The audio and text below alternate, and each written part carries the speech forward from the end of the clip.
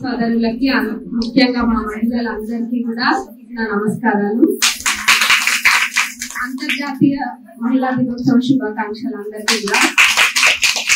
మరి మీ పాట నాదాని తర్వాత మీ పాట తప్పకుండా మారండి ఉంటా మీ పాటకి. మరి మహిళలకి వాళ్ళ సొంతంగా ఏదో చిన్న బిజినెస్ లో పెట్టుకోవడానికి మీకు కల్పించే అవకాశం ఎంతో మంచిది. దాని ద్వారా ఏంటంటే వాళ్ళలో ఒక కాన్ఫిడెన్స్ అనేది బిల్డ్ అవుతుంది. సరే మేము కూడా ఏదైనా చేయగలుగుతాము, మేము మా పిల్లల్ని పోషించగలుగుతాము, ఇంటికి చూసుకోగలుగుతాము.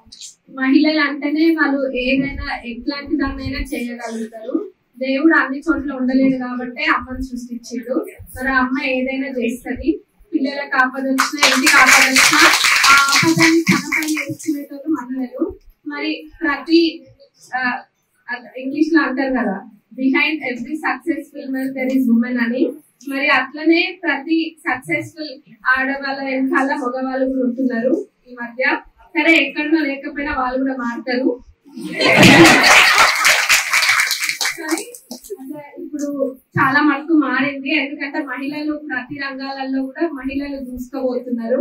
చూసినట్టయితే ఇందాక నేను చూస్తున్నా, మరి ఆటోలు నడపడానికి దానికి కూడా పెట్టుకున్నారు. మహిళలు ఎక్కడ కూడా తీసుకోరు.